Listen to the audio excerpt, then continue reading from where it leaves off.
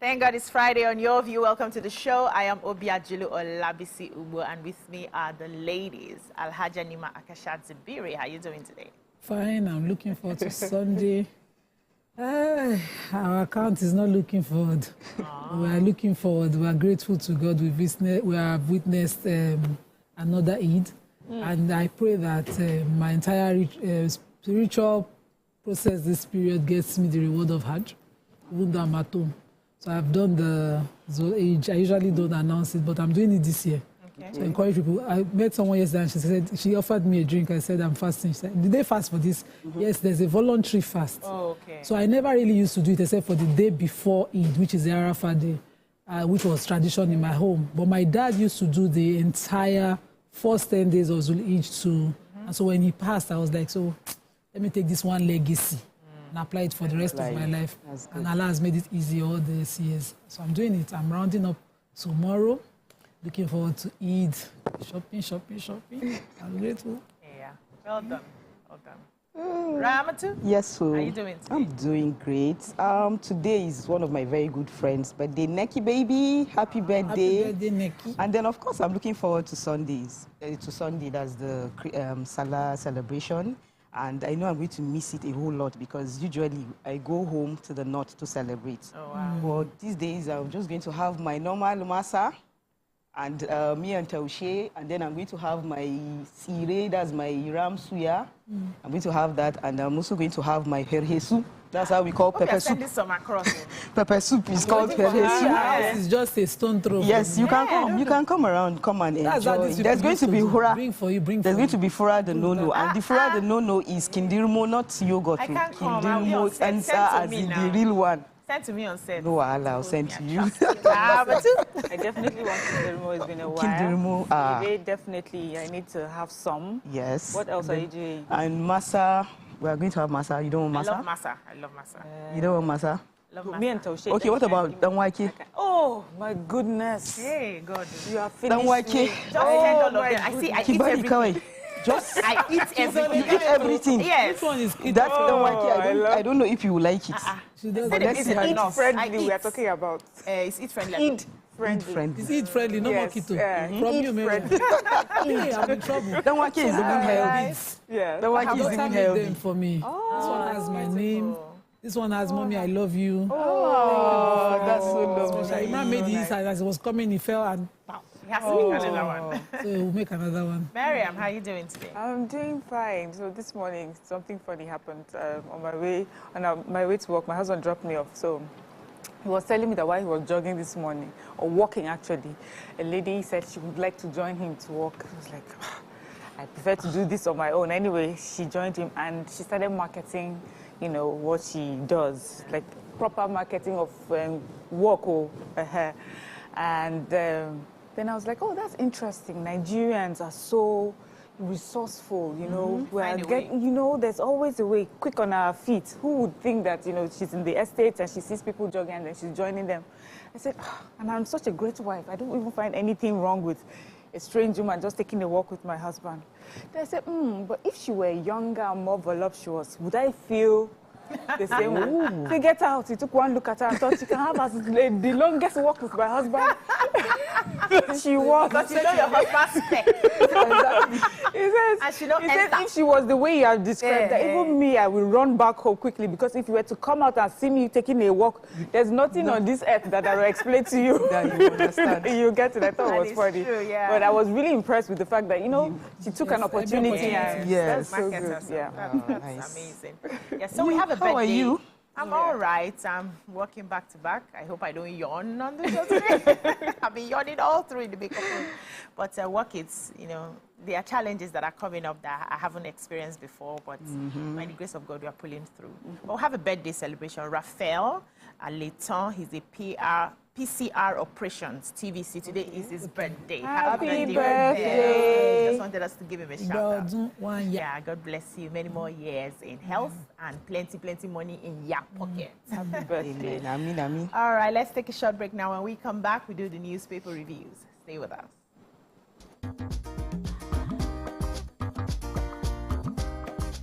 Stay tuned. Your View will be right back.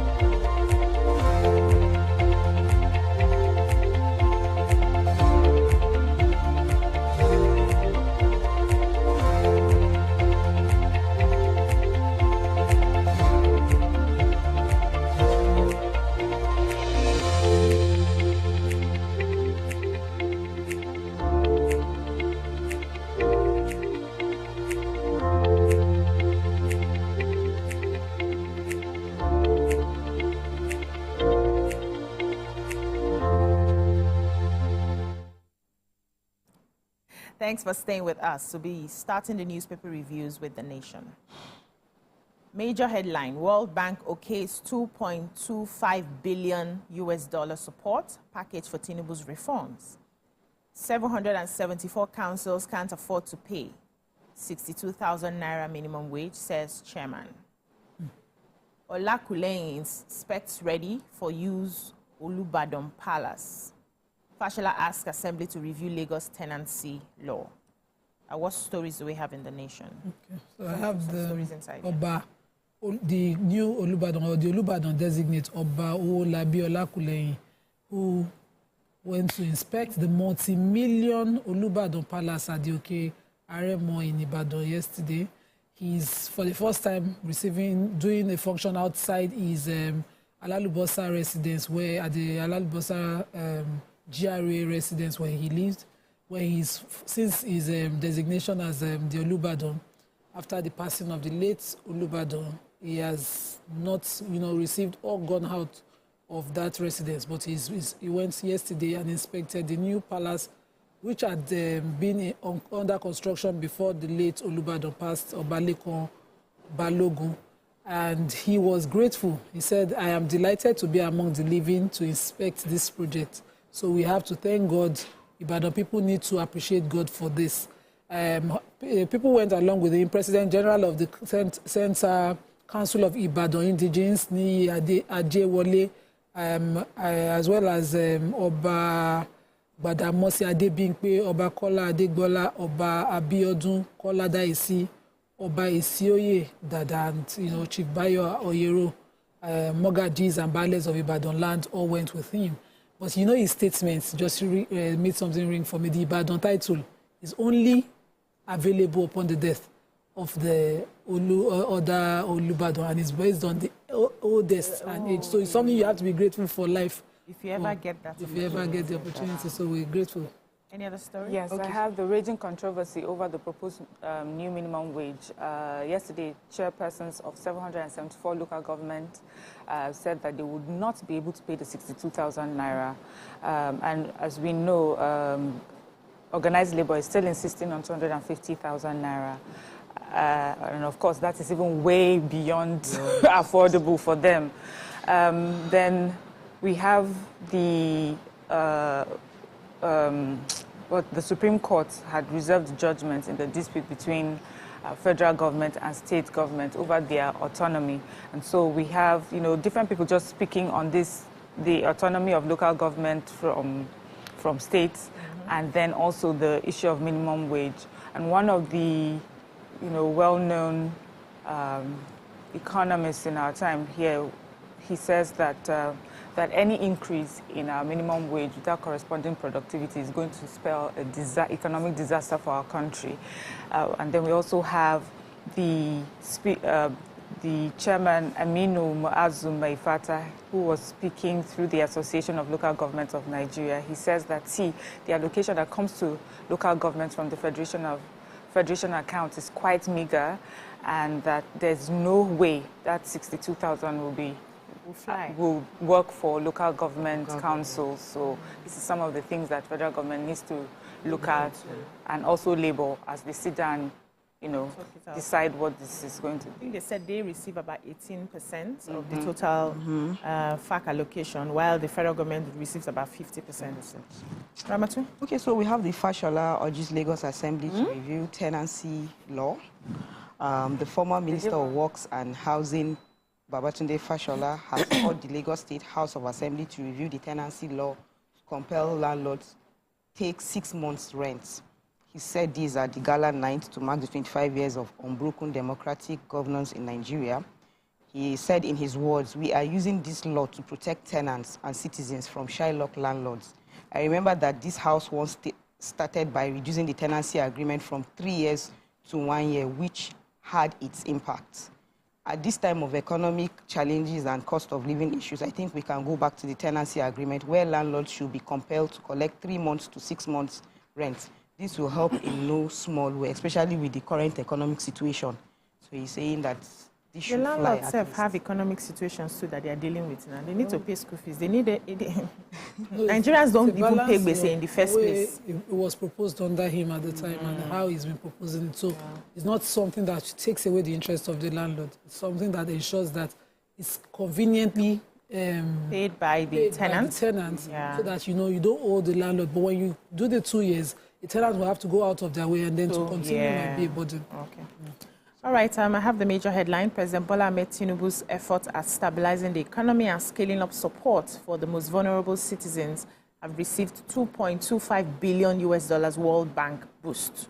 Minister of Finance and Coordinating Minister of the Economy, Mr. Wale Edun, was the one who broke the news in 2 major financial support packages in a statement last night. And he says they include $1.5 billion for Nigeria reforms of economic stabilization to enable transformation. That's the one they called Reset. Now, Development Policy Financing Program, DPF, and $750 that's $750 million for the Nigeria Accelerating Resource Mobilization Reforms, AMO, program for results.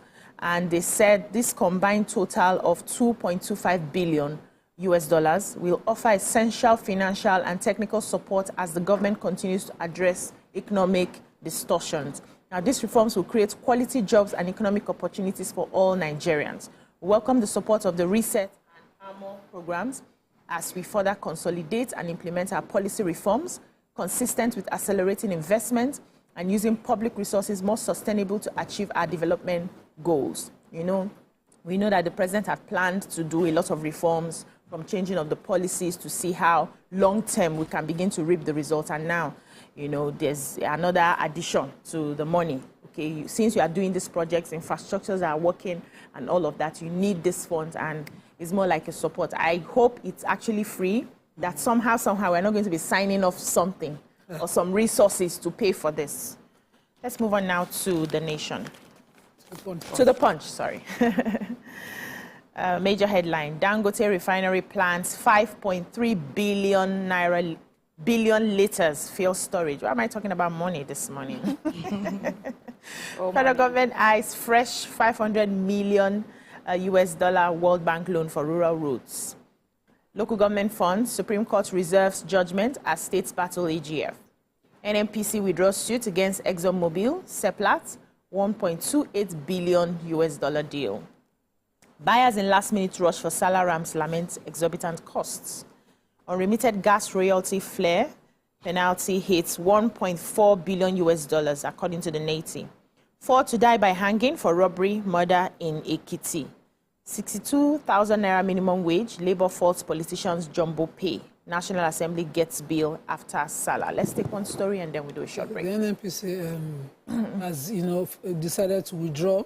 They applied to the Federal High Court in Abuja to stop the ongoing legal action that they filed in 2022 against the Mobile Producing Nigeria Unlimited in their bid to divest 100% of their interest in the company to Seplat Energy Offshore Limited.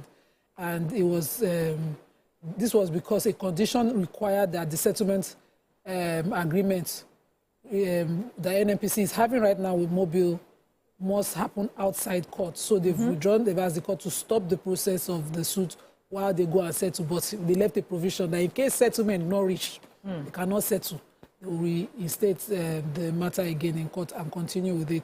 They are represented by Afeba Babalala, of course, and they also said they've had several meetings to resolve the dispute with Mobile, Petroleum Nigeria Unlimited, and they are looking at, resolving it. This is a suit that is looking at $1.28 billion deal that I think NNPC has interest in. Yeah.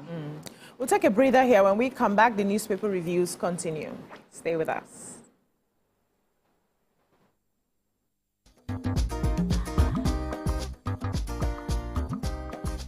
Stay tuned. Your View will be right back. Ladies and gentlemen, make welcome the one who can make time stand still forever, Mr. Kelechi Amadi.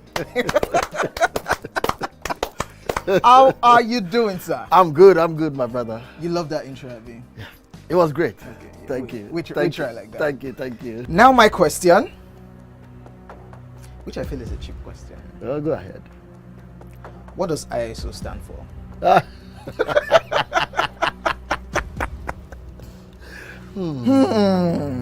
That is it.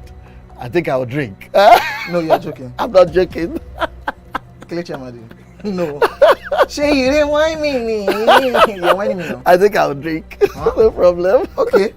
I've always known this as ISO. I never bothered to know what it means. I know what it means, but I never really bothered to know what the acronym is. Tell me the brand of camera that I use, so much so that I even became an ambassador. That's very easy.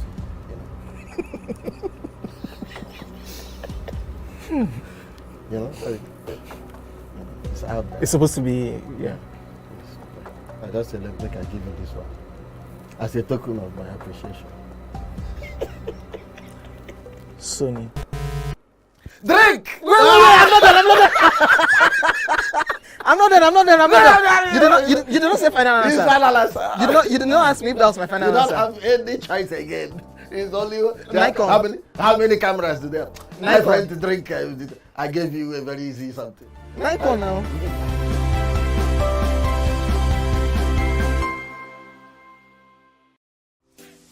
Welcome to Pure Entertainment. What would you like to order from our menu today?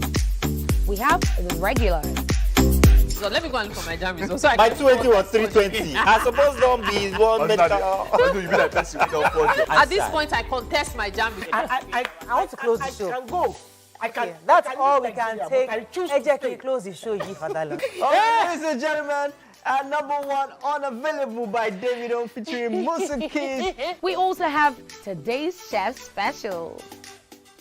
Yo, shiny, yeah. Say recap done, and it's time for number one on the countdown. One of Nigeria's hottest artists right now, his name is Rema, and this one is called Charm. Check it out.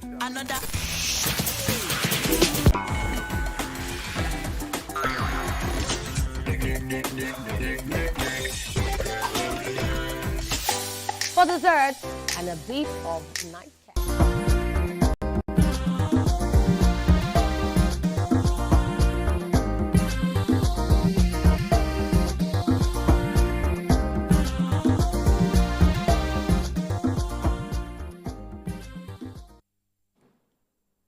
Welcome back. We're still reviewing the punch. Okay, so I have the story of the buyers in last-minute rush for Salah rams lament exorbitant costs. Okay, so they're saying that the rush to buy rams in many states across the North region, even as the majority of the residents lament the high cost of the animal is very high, and they are saying that that the prices of the small and the medium are like from 250 to 400,000, and then yes, to 500,000, and then the very big ones are like 700,000. So they are now saying that, that it's expensive. They don't even know that. They don't even think they'll be able to afford it. They can't afford to buy the ram, and that the cost of even the cost of the ingredients to even cook the ram, the meat itself, is even so high and everything. And they are now even saying there's no pepper now. There's no tomatoes and no pepper. peppers. It's about 150,000 now. A basket. A crate that used to be half, past 75,000. As I did now, I mean, God's. I'm telling you, as I so said, the high. account Ooh, is I've told them, please cook palm oil rice. We can, actors can eat palm oil rice on sets. Yes, palm it's oil very is not even tasty. cheap at all. That's our traditional taste. Yes. I said, I've told the caterer, I don't want to see jollof rice, so remove it from your list. Palm oil rice will work. So if we give you small meat, just no, you tried now. It's not even the meat. It's the list of the problem. The ingredients even make the meat. Because the meat you can just put some salt and put it and grill. We go. But it's all the other ingredients. And again, I want to say it's not even compulsory for you to slaughter the ram. It's sunnah, so it's not really compulsory. So if you cannot Can you afford slaughter fish? No, that's Why are you calling Okay, for So this it's one from- is from ram. Okay. Yes, so ram is there with the highest reward. You can then do cow. You then you can do what is on your capacity? camel. Okay. But you know we don't have camel around here. Yes. So. There's some areas. Anyways, I have these stories from Ekiti State. They said the High Court in the state has sentenced 4 persons to death by hanging for armed robbery, murder, and conspiracy. So you see one thing about the law. They said the defendants committed the offenses May 29, 2017. Wow. And what they did was that they robbed at gunpoint, and then one person was murdered while another, they used a cutlass, to his head. And the courts, after listening to, evidences before it and their witnesses' accounts, said that they have proven beyond doubt that they were guilty, and so they've been sentenced. That's a good thing, the way it finally ended. But I'm thinking since 2017, rules of justice really run slow, doesn't it? Yeah, it is. Sometimes it can be. Let's move on now to the Daily Sun. Excuse me. Major headline: won't go below 250,000 naira. NLC TUC vow to put pressure on National Assembly over expected executive bill. Supreme Court reserves judgment in federal government suit seeking full local government autonomy.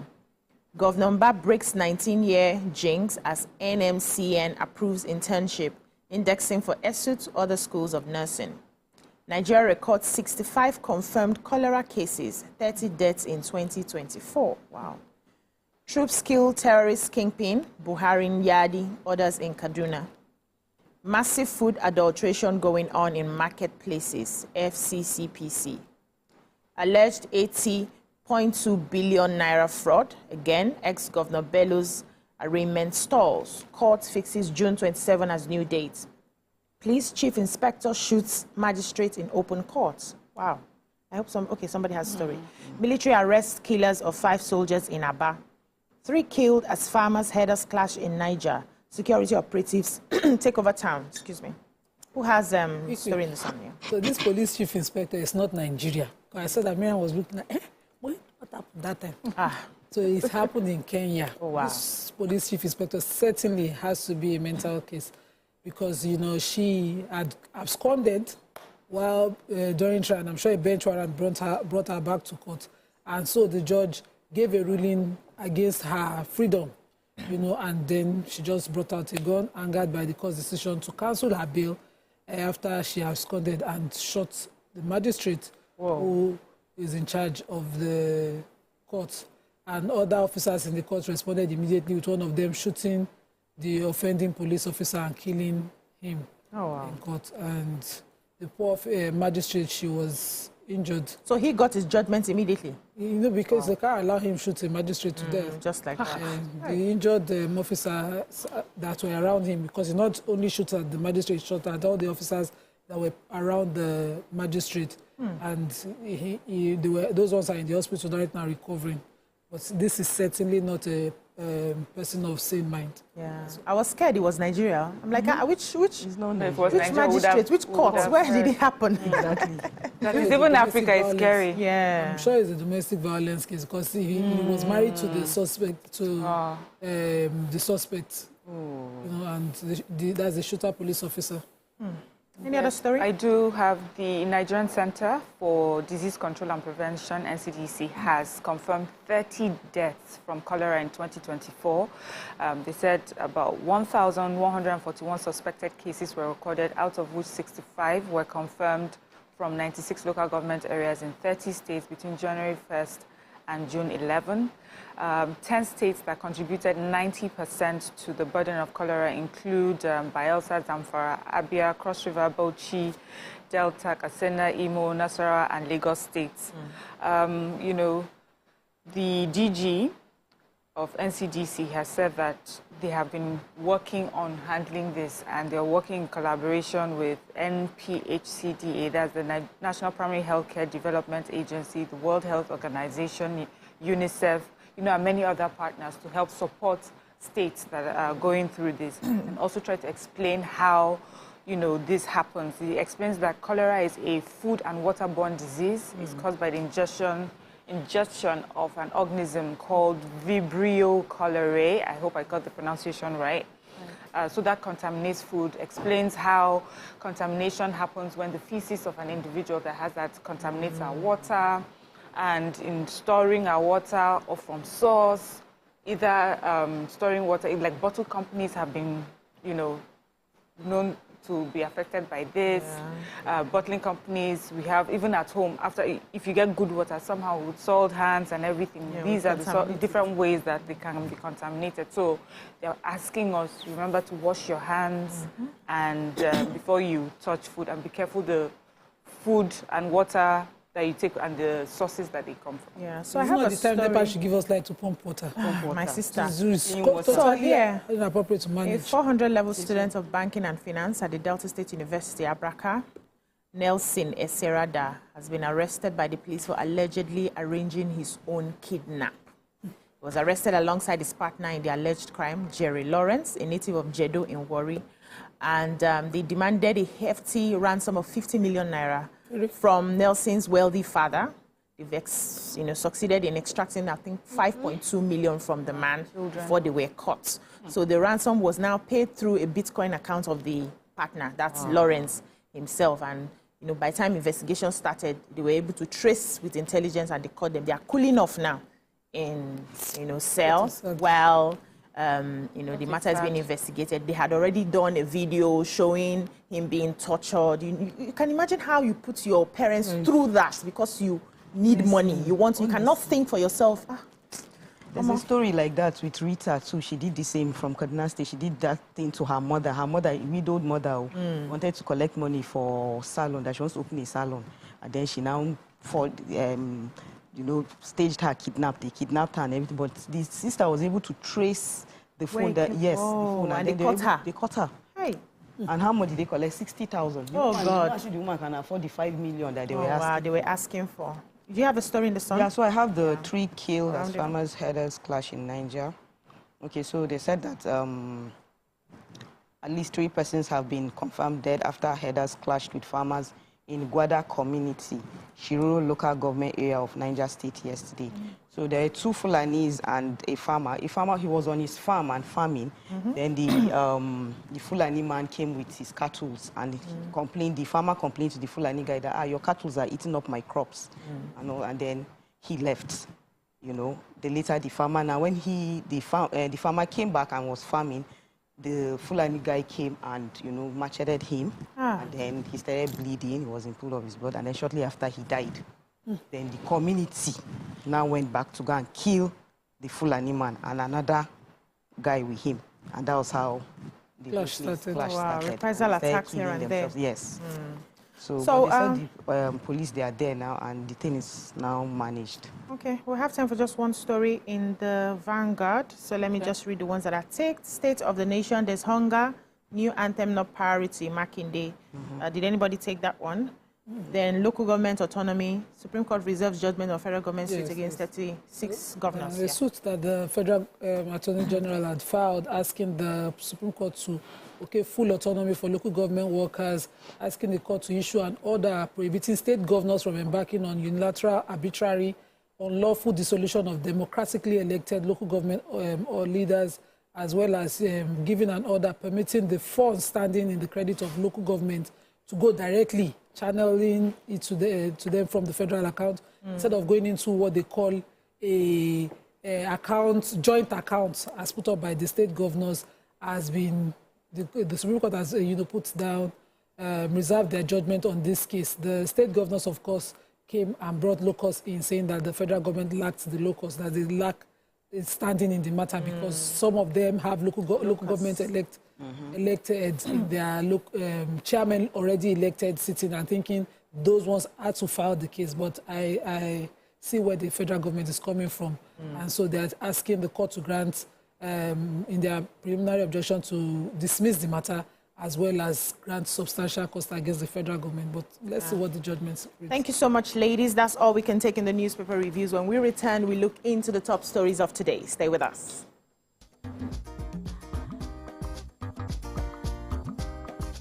Stay tuned. Your View will be right back. So, have you ever wondered what happens behind the curtains of a man's mind? Or perhaps you're one of those who wonder what men talk about when they gather. Well, here goes. Imagine what it takes to put together the perfect cocktail. Or maybe mocktail. We need a bit of sports, a sprinkling of current affairs, some very deep topical issues, and last but not the least, a healthy dose of grumbling of those we love to hate. And yes, you guessed it, women.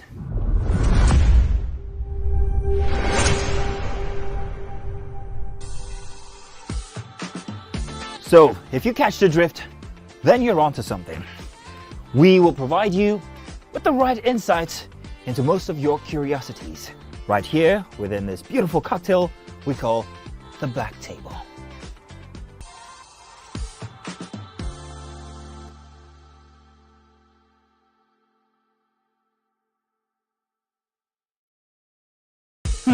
I'm Miriam Lunge. I'm a passionate environment advocate and a published author. I am the founder of Celebration, a businesswoman, and a fashion icon. I am a wealth coach and a real estate developer. I am Amako Arakwe. I'm a corporate commercial lawyer and an entrepreneur. Barkamu da warhaka. I am Ramatu Shehu Oyibo, an entrepreneur and a business coach. I am the voice of an average Muslim woman, an hijabite, and a lawyer. I am a polymath and a serial entrepreneur. I am Murayo Afolabi Brown, Managing Director, TVC Entertainment. I'm a media consultant, producer, and broadcaster. The ladies of Your View are made of women from different professions, tribes, cultures, and religion. Join us every Monday to Friday as we share our views on topical and social issues.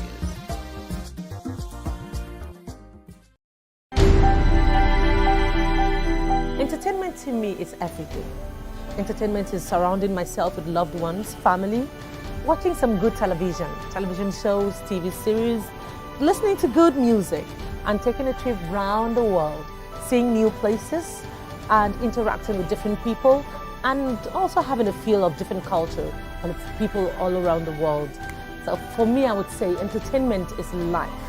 It's larger than life.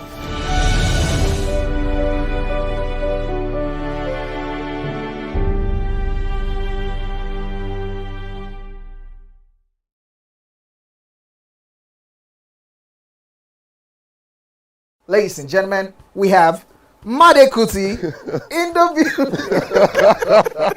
It's still 7 of 7, and we've been doing a whole lot of protesting. The only thing that remains is just to carry placard. It's about 5 of 7, to be honest. Because, ask your question. I have so much to speak about once we finish. We will not give you the time because it's 7 of 7. I will make the time now.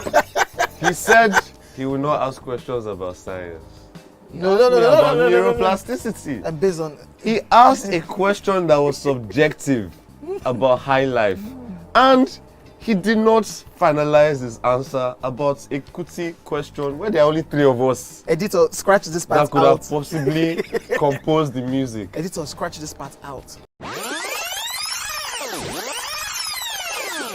Stupidity is an act of ignorance. Hey God, Made. Was composed by which Kuti? Femi Kuti. Is that a point?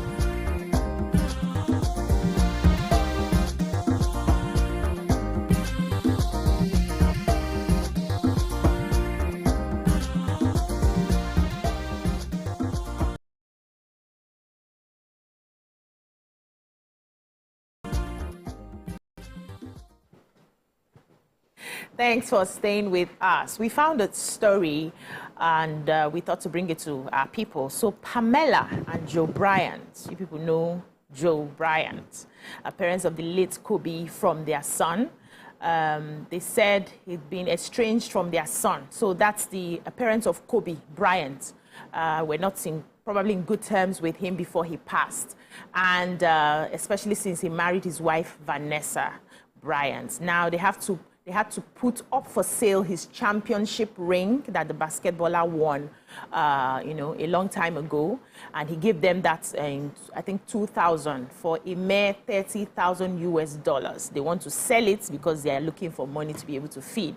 Now, word around town is that his His wife, Vanessa, is sitting on a lot of money and has refused to help the parents of her late husband financially, and they are broke. Now, the question, a lot of people are talking about it, who is entitled to the assets of a dead man? Is it his parents? Is it his wife? Is it his children? Or how does he leave his wealth as he's going to his family members? And I would like us to unpack the story, not so much about the Kobe Bryant situation, but how we can make it relatable to what happens here when a loved one passes on, probably a wealthy loved one, and how they're able to share the assets. That's what we're going to be talking about today. You can join the conversation and call us on 08107641679 or 0902416344. You can tweet us at TVC Connect using the hashtag TVC. So when I saw the story, and a lot of people were talking about it. She's a wicked woman. She's this, she's that. The parents are struggling. She has how many $1 billion, you know, and she's not even sharing with them. She's not leaving any money with them. They had to resort to selling his ring to be able to raise money to feed and all of that. And some people were for and against. And no, it's not her responsibility to take care of them. They were not in good terms before the husband died. So why would she take off? Some people are saying, apply human kindness now and help these people out. But I would like to come to the ladies and find out what your thoughts are on the matter, and also make it relatable to what we see here. If you've had experiences of people around who have died and how they were able to share the assets, let us know. Well, unfortunately, this is a story abroad, but we here, the way our religion, especially Islamically, it has really solved problems like this. Okay. So when you die, your property is going to be shared after 40 days. Okay. It's going to be shared equally. And if your parents are still alive, they are going to be part of the people that the wealth will go to. Okay. They will share it equally. So I think the guys have the half, right, Nima, and then the girls in the family have 1/3. Two of what the girls get. The woman gets. Yes. So they get 2 of what the girls. That's the guys. And also, so they get twice what the girls will get. The girls get something.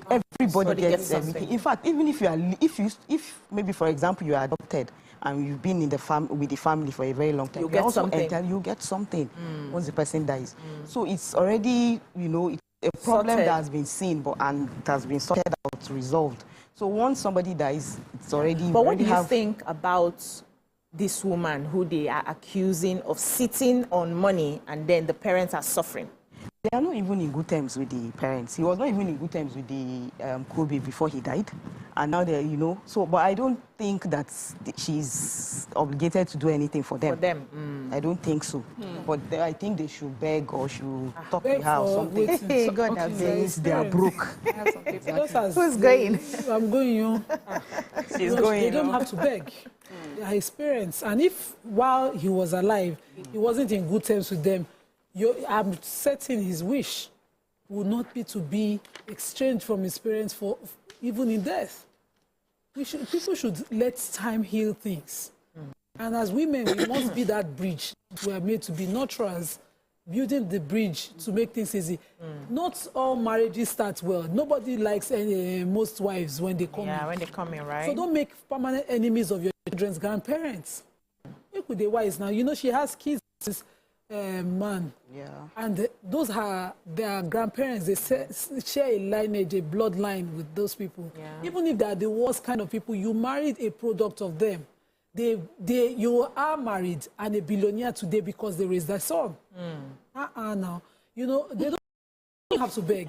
Now. Because it happens here too. Okay. I had to do an estate of a late man, and the wife was, at the time of the passing, she don't tire for the people from her husband's side. Wow. So I knew she had a good case. She had every reason to be tired, angry, and everything. And she sat in the office. One time I came in, and my partner was already on the deal. I just took her into my space, and I had a good talk with her. And I hope it applies. Because fortunately for her, she has only a child for him, a girl.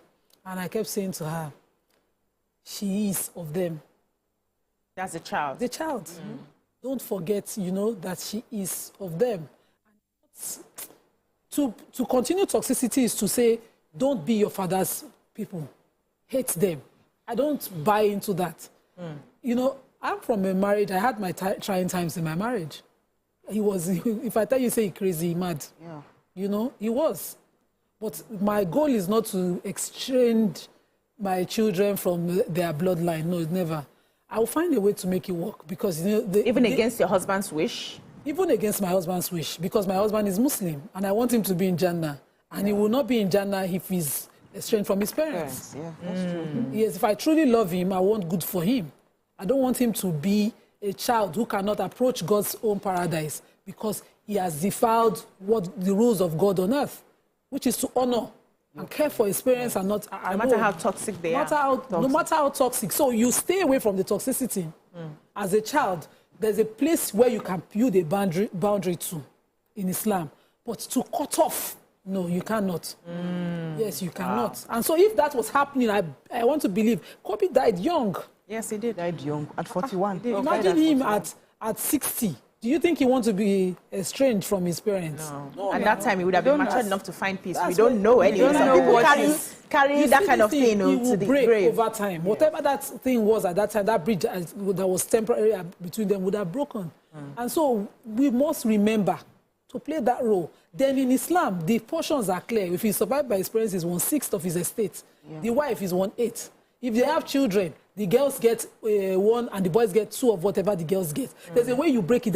The Quran spells it out. The Quran did not allow anybody to break ties of kinship to the extent you're exchanged from parents.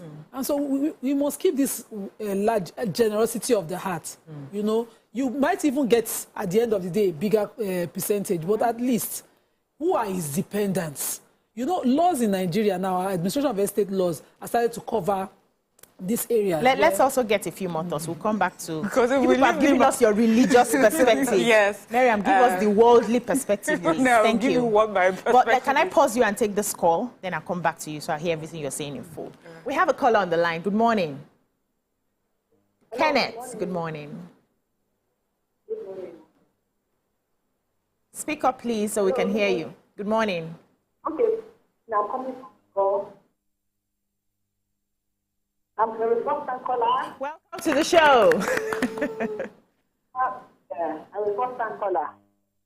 Okay, what I said is my online goes to Ramatu. Well, Ramatu is a Muslim, right? Yes, she is. And she's from North? Yes, she is. Okay, Ramatu, can you remember the added in the North that says if in the Mumachita Hefama Muji, Saka Mama Komi. Mumachita Hefama Saka Mama Komi. She has finished everything for even raising that man. Can you hear her? Sharing, ana sharing, Islamically yanda ake sharing, ana sharing in shi maza da mata at the same time. Sannan kuma yanda ni mata faɗa ta ce wai portion guda biyu na mata shine za a ba mijin. Maza. So kowa na da nashi. Shine za a ba mazan. Okay, I need a bit of interpretation. What just happened? So just okay. Yeah, so she's saying that that once you give birth to a guy, that means a man is like the head and he gets everything. And I'm like, no, Islamically, it is shared.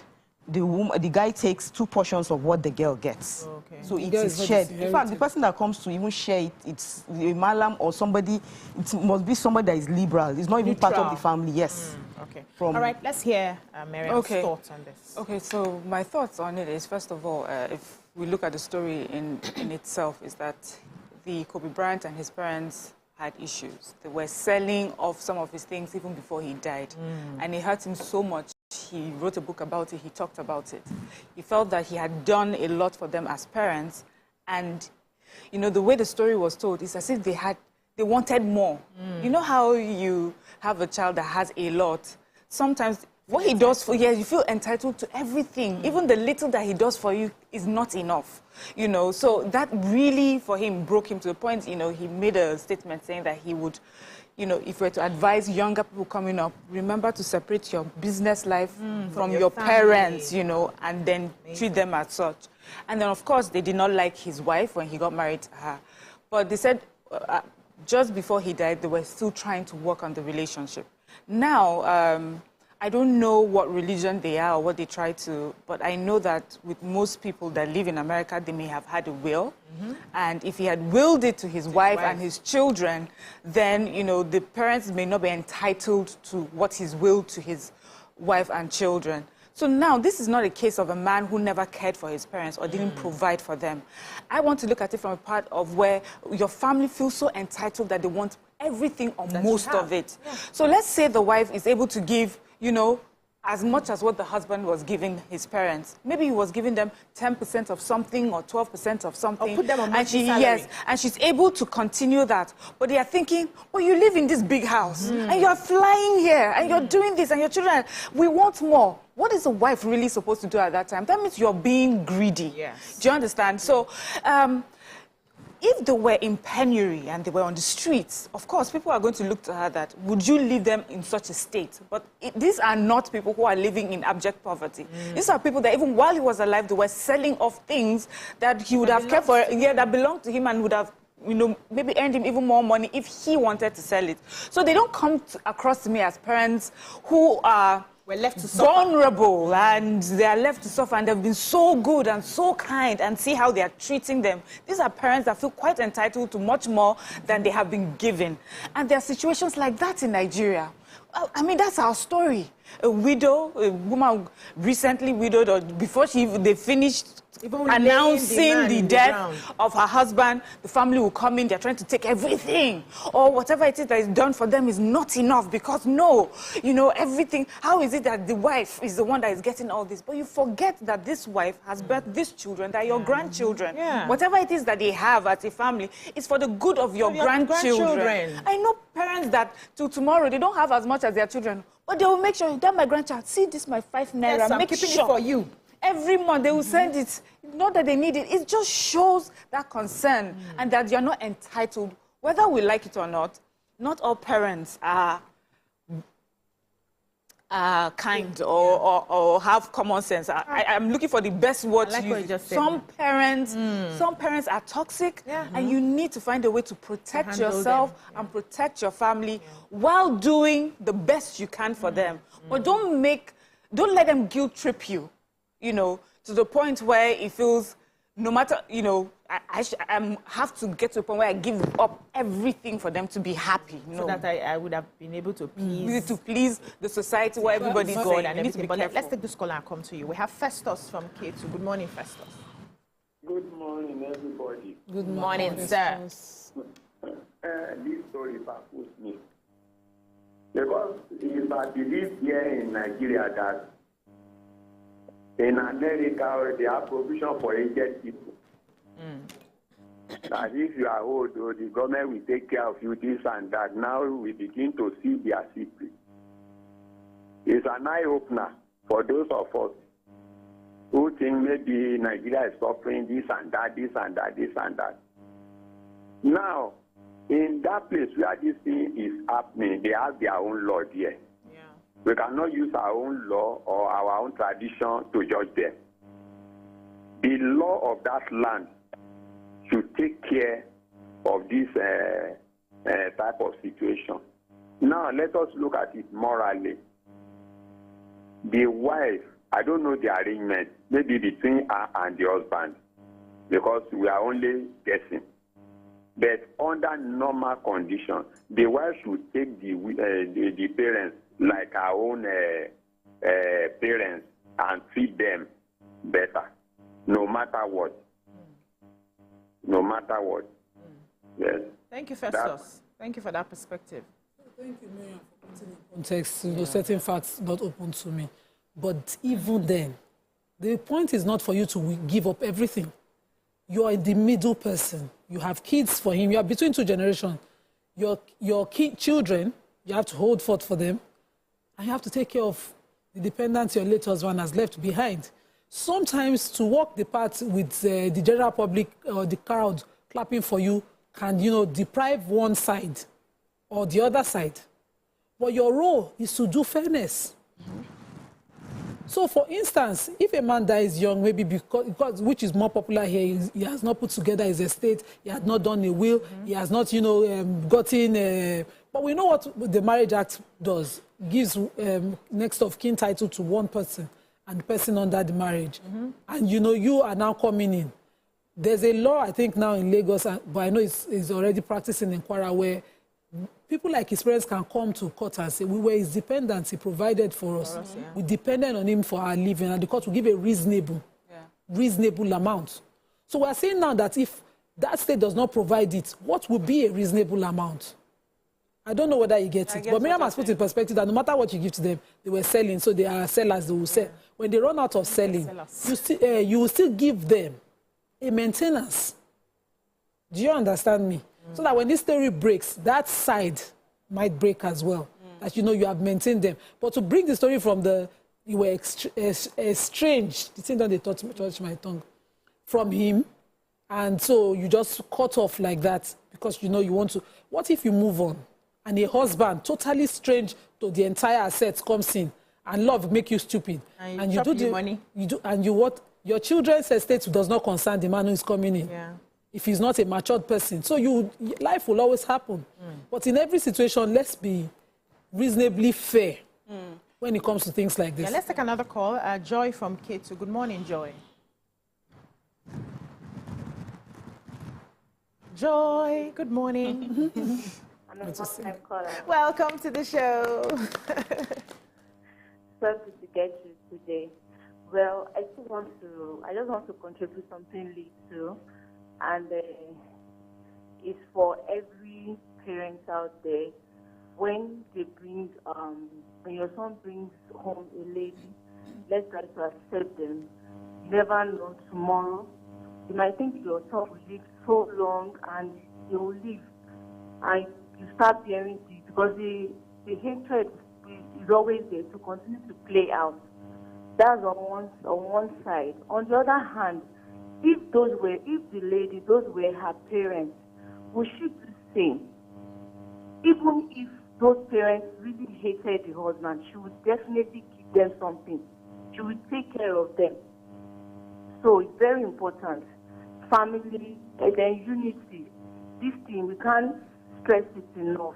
We need it, and it's very important. Thank you. Thank you so much, Joy. Yeah, you were coming to say. Yes, I was going to say that. What would be fair for parents and his siblings and relatives that all feel some sort of entitlement to his wealth? Like, how much would a wife be expected to give that would seem fair to them? Because fairness is subjective. Yes, it is. What you may think is fair, the person to the person else, to the person that is receiving it. And I've seen many relationships and, in fact, wars that have happened among families because of that perception. A wife may think, yes, it may seem like these earnings are coming to me in billions of dollars, and I seem like a billionaire. But these are the plans we had for the children, and these were the things we even talked about and we have put down. And this is the lifestyle that we were afforded because of his earnings, and we have, but this is what we're going to give to the parents. Remember, again, these parents are not living in penury. They are doing well. It's just access to his earnings that they are talking about here. That's the extra cash. So how much would they give them that it will be fair? Because there will be an aunt, there will be a sister that will wake up tomorrow and say she didn't do enough. Yeah. Or she gave one particular sister much more than she gave me. Or I gave them a certain percentage. In fact, let me give you this story. Recently, Jay-Z was asked, was sitting down, during a conversation, all this podcast, and he was saying that, he goes to his family meetings and they're constantly trying to get money from him. Yep. And he said, they're trying to say, I have this business, give me this certain amount. People came for him and were like, a whole billionaire, how much is this million? The person is asking of millions of dollars. How much is this amount to a billionaire? Yeah. And that's it. It does not matter what he does for the family every day. It does not matter if he's put funds, he's put funds away for them. We don't know how many fees he's paying. We don't know how many hospital bills he's paying. But the fact that he did not respond to somebody making a request for billions of... There will always be someone that will call you out for being wicked. Always plan. So as much as it's important to be kind, which is, I'm talking about the wife, it's also important for us to understand that there are people out there who do not have any regard for your kindness, who do not appreciate your, yes, you know, would have no appreciation for you making sacrifices for them if it does not look like the way that they have pictured it to be. Okay, so I want to add. Before we come to that, so have another caller, Austin from, is it K2 again? Good morning. From K2 people are trending today. Yes. Good morning, Austin. From K2. Good morning, ma. Morning. You're live. Yeah, congratulations. I'm a first timer. Welcome to the show. Yeah, according to what is written here, who is more entitled to the asset of a dead man? If the man is married and had children, the wife and the children should be entitled to the asset. That is my own view. The wife and the children, yeah. The wife and the children should be entitled to the asset. Yeah. Only. That's all. Okay. Thank you so much, Austin. So before I... Oh, are you still there? It's still on.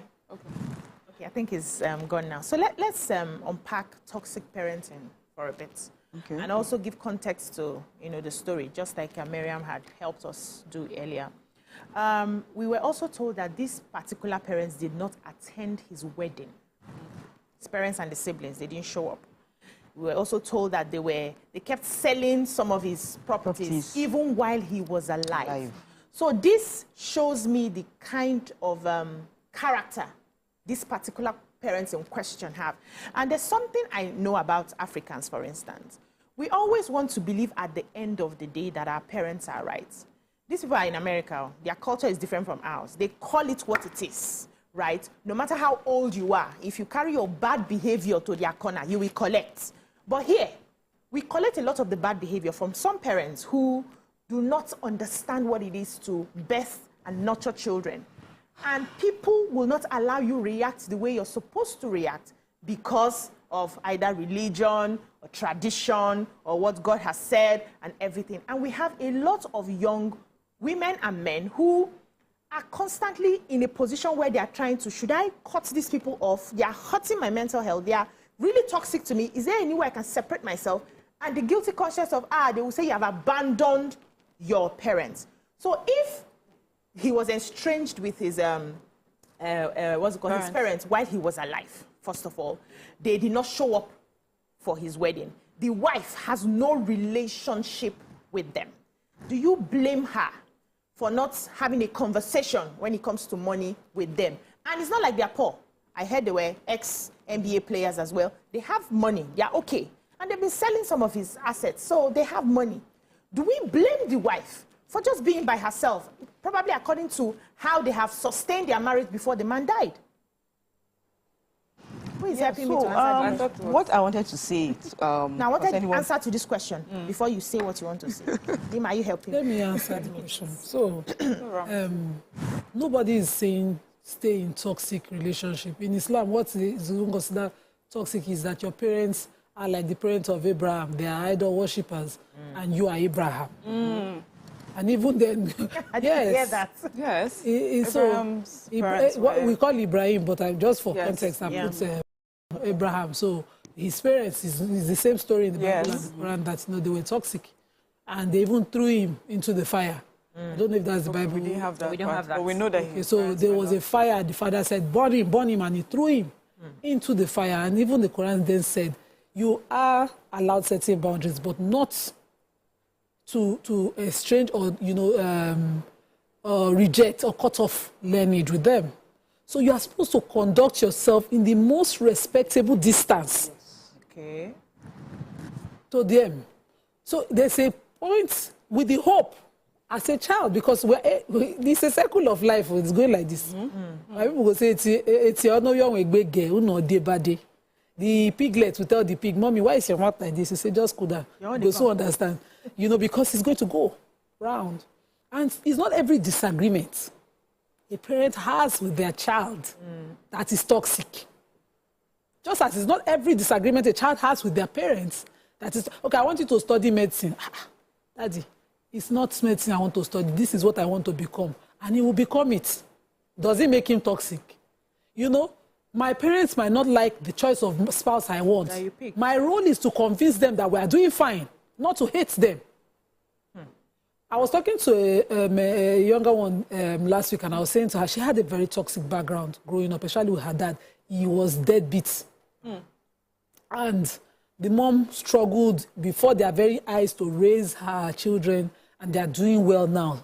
All of them, God blessed her mom with those children. She was their compensation, and they are doing well.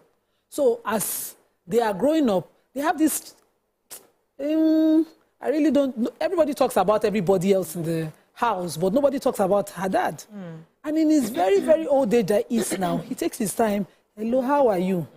And okay. But they think, oh, because he's older now, that he's reaching out. What he was is what they must pay back. And I said, the person who was in that relationship was your mom. And she's still in that relationship. And she did not remarry. You have a relationship with your dad. And if he's trying to solve that, bridge that gap now, it is not your role to be reminding him.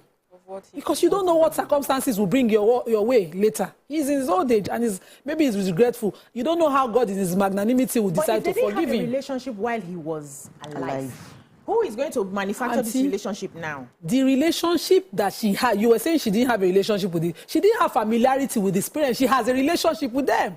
She is their daughter-in-law. And the mother of their grandchildren. Now. Let's rest. There are other reasonability we can put in. When we come back, the conversation continues. So stay with us.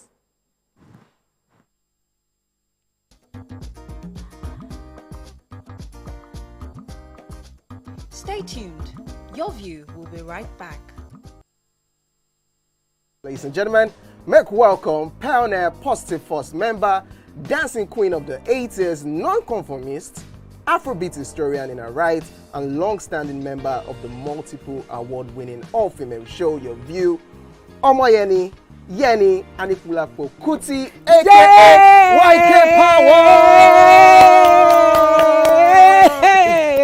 Ginger! Take it. Today we'll go here. Hey, I didn't read you. Are you sure? I know I'm not here to answer questions, I'm here to drink. We're in trouble today.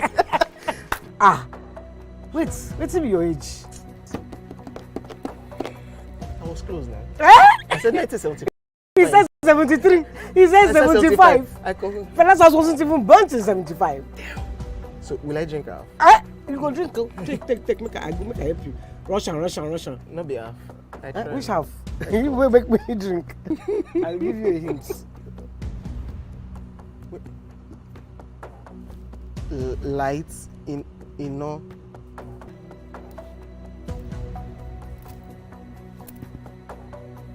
Nepa Road.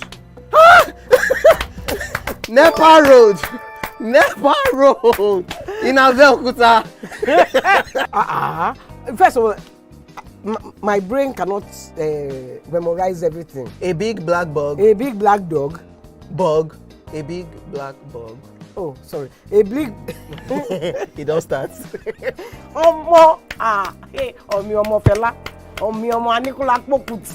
Wọ́n rò pé kí ni kékeré yìí. It's by Audison. It's not by Audison.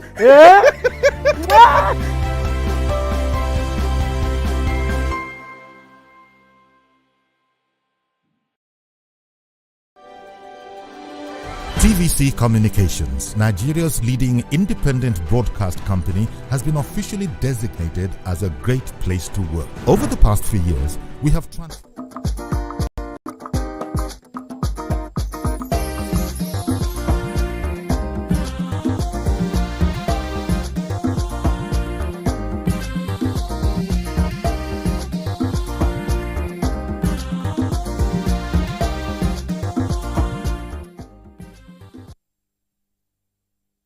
Welcome back. We're still having the conversation on Kobe Bryant and the fact that his wife is sitting on billions and billions of dollars without sharing with his parents.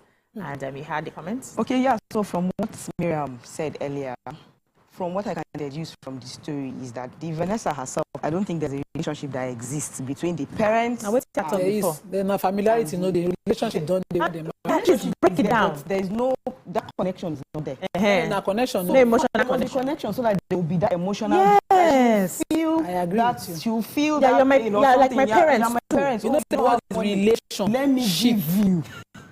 To marry their pikin, relation, don't they? You don't relate. You know how but all of them are the sheep. The sheep, how they do their things. You know the Turawa, how they do their things. Their culture and everything is different. I'm not on king. That's why I said since they want something from them. I don't think it's even about Turawa or, you know. So, Miriam, so I can hear you well. We have David from Mushi. Let's take the call first. Good morning, David. Good morning, David. Good morning, sir. Good morning. How are you doing? We're doing amazing, sir. Oh, thank God. Please, I just want to add my own little contribution to what you talk.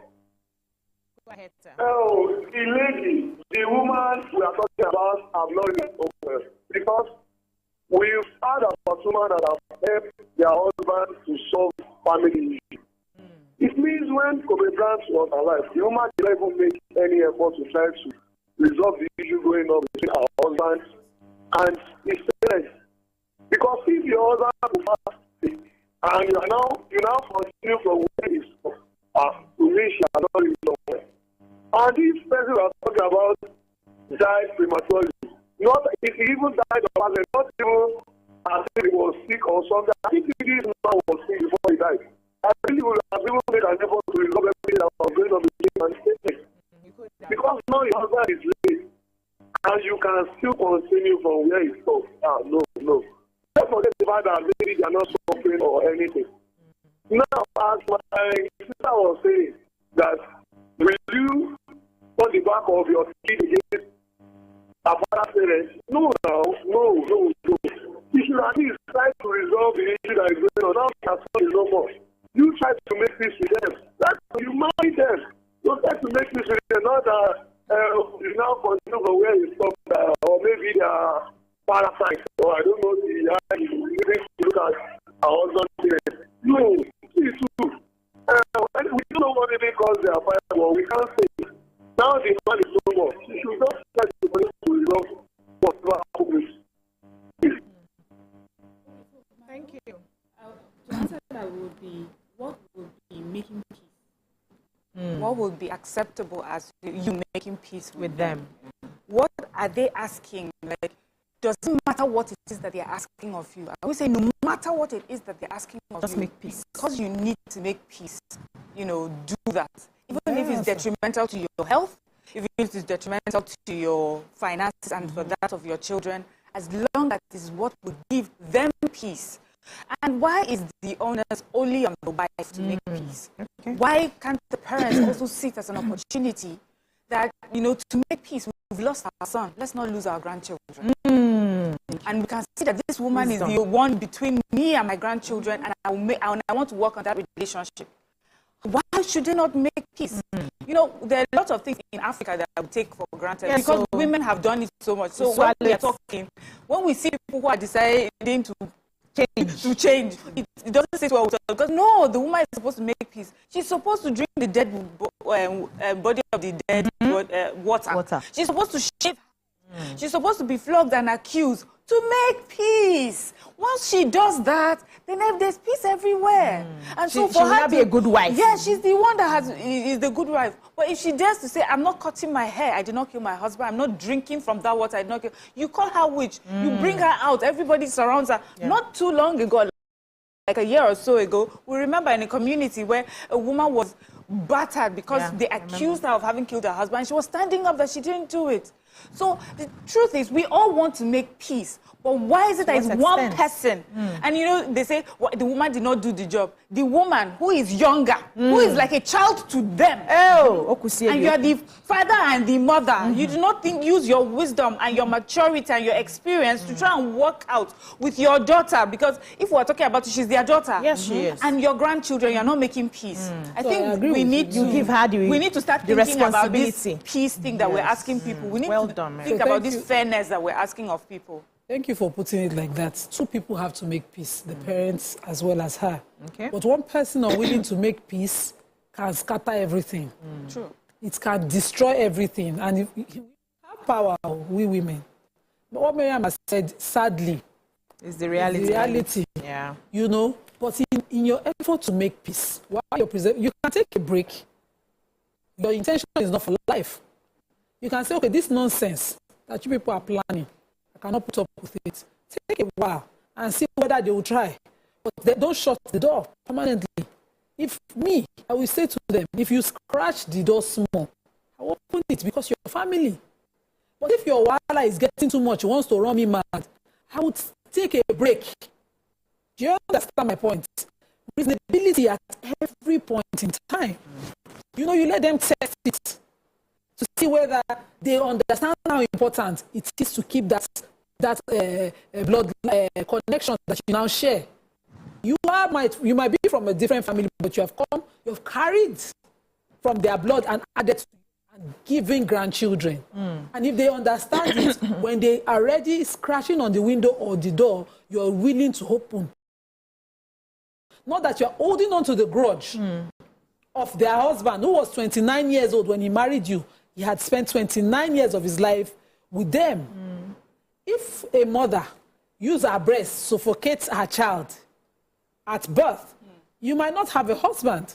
If she raised a poorly raised human being, you will have a deadbeat. Yes. If she raised a man who is irresponsible, who is, an abuser, they will constantly be promoting your face in your choice that you now arrive at. You're lucky in your choice because they raised someone. Raised them right. If you put those things in perspective, you'll be able to bend a little. Because, you're entitled to whatever anger you feel from how their conduct or omissions are affecting you. You are entitled to it. But if you allow it drive all your decisions, as I'm sitting here, so I can tell you a long list of family members right in my own bloodline that I should have cut off, that I should not even visit, that they don't even deserve a phone call. You're still visiting them? No, but I will not sit there. I visit them. I don't cut off family line. When I meet them, I visit them. If I go to the village, I visit them. So, but have they not done one thing or the other in their lifetime that warrants me to cut them off? Yes, they must have. They have plenty. Nobody say they must have because somebody can be watching. Yeah. But they're family. And so you accord that at least a distance of respect. The person will see the way you're conducting yourself and know that, because our people say, when an adult, they say it in my dialect that when a child offends, he will carry sacrifice. When an adult offends, he might cost a life because he's closer to death. Yeah. And so adults are supposed to be more reasonable, thinking, I'm running out of time, let me amend. Do you understand? But you, as a child, you know what to do. You keep that distance. An adult that is thinking, well, see, this child has run away from me for a while. The child even smiled at me. We seize the opportunity to say, my daughter, no vex. An adult that has sense. Yeah, that's the sense. But don't we have them plenty here that still lacks the reasonability to want to repair? And I run. So you keep a reasonable distance. I'm not you, Nima. If you are in need of help as a family member, you have to show up. You were saying something, Robert. Yeah, but in this case, we're talking about the American culture, their culture. They different. Really do not, yes. If we are going to try to put it, look at it from the America African, no get culture. America no get. Because in the first place, there's no even relationship between the son. The son could not keep peace between himself and his own He's parents. now the newcomer. Now the wife that wants to come and be doing what that. What if keeping away, she's just trying to be at peace? Yeah. She wants the peace also to possible. reign. Yeah. And since he died, the parents, have they been going to see the children? Would they have access? Have they tried? Have they tried? Have they tried? So Nima, we don't have the full. Yes, we don't have the full story. They're talking about. She hasn't come out to explain or say her own side. She has not said anything, so we don't have the full story. We do not understand the conversations she has had with her husband while he was alive concerning his parents. Exactly. So sometimes it may also be that she has tried. I've seen situations in Nigeria here where the man is running away from his parents because of what he went through growing up and how he understands that his parents are toxic. Whether we accept it or not, we have toxic parents. We have good parents. We have toxic parents. We have parents who are fluctuating between toxicity and goodness. We have that. In Africa here, we see it, right? So he may have been running away from his parents. And this wife is saying, it doesn't matter. Cut them some slack. Yeah. Understand where they're coming from. It doesn't matter. It doesn't matter. Till they now show the wife Pepe after he has died. in that case, what do you want her to do? If these people were hungry, they were begging, they were sleeping on the streets, then we can look at her and call her wicked. But as long as they are okay, that also brings me to another point where I feel bad when I see parents fighting over their children's assets. I feel really bad, right? I feel bad on the other side too when it's the children that are fighting over assets. I feel like you are failures. Go and find your own. However he wants to spend his money, he can decide to give it to a charity after he goes. Now, when he's now a parent who should understand, forget whether she's from outside, an in-law, you know, her children may not even remember you. Forget about that. She has your lineage. All you can do, or all you should do, is to ensure that those children have a relationship with you to continue that legacy. They should see grandma and grandpa as the best thing that has ever happened to them since their father. That's the mindset that I expect. But unfortunately, we have people who, they don't care about the grandchildren. That's not their focus. Why are you carrying this car? Why are you carrying this handbag? You are finishing my son's money. You are this, you are that. Stop you from carrying bag. No. A woman should be allowed to protect herself. That's my point. You know what? Thank you. Do you know another thing that I'm looking at is that this fight for money, you know, you think it's only poor people. Even billionaires are fighting. And it's about having more than me. Looking like you are better than me. So in this case, you know, what I'm saying is, even though I have this luxury house that my son has provided and everything, because they describe him as quite a generous son, he did everything for them. But there's a difference, of course, in lifestyle from the person that is earning it, the money, the person that is receiving it, you know, that is receiving it.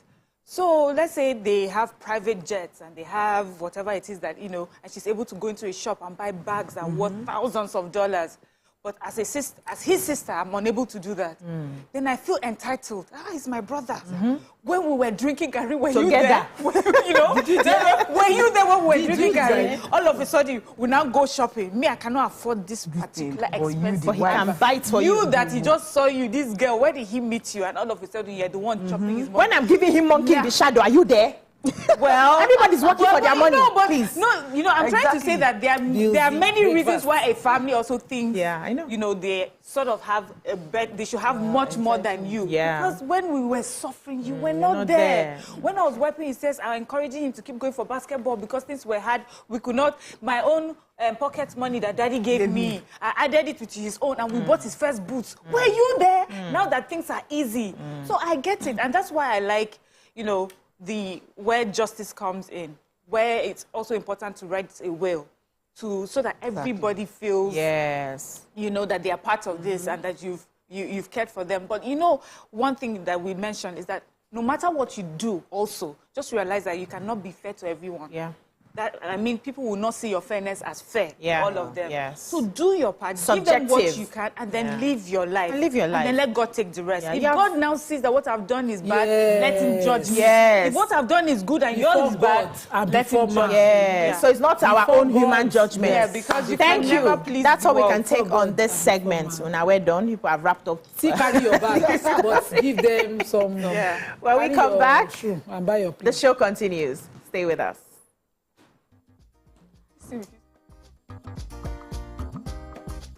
Stay tuned. Your View will be right back. I'm Miriam Lunge. I'm a passionate environment advocate and a published author. I am the founder of Celebration, a businesswoman, and a fashion icon. I am a wealth coach and a real estate developer. I am Amako Arakwe. I'm a corporate commercial lawyer and an entrepreneur. Barkamu da warhaka. I am Ramatu Shehu Oyibo, an entrepreneur and a business coach. I am the voice of an average Muslim woman, an hijabite, and a lawyer. I am a polymath and a serial entrepreneur. I am Murayo Afolabi Brown, Managing Director, TVC Entertainment. I'm a media consultant, producer, and broadcaster. The ladies of Your View are made of women from different professions, tribes, cultures, and religion. Join us every Monday to Friday as we share our views on topical and social issues. Welcome to Pure Entertainment. What would you like to order from our menu today? We have the regular. So let me go and look for my jam results. My 280 was 320. I suppose don't be one medical. At this point, I contest my jam results. I want to close the show. I can go. I can. That's all we can take. I choose to close the show. Ladies and gentlemen, number one, Unavailable by Davido featuring Musa Keys. We also have today's chef special. Yo, shiny, yeah. Say recap done, and it's time for number one on the countdown. One of Nigeria's hottest artists right now, his name is Rema, and this one is called Charm. Kick it. Another.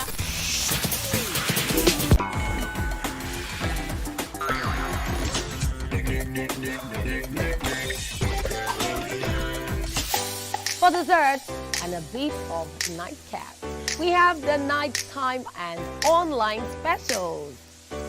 I want to start the gym, yeah? But do you know one thing that's actually keeping me back? You should start the gym though, you're getting fat. Cricket.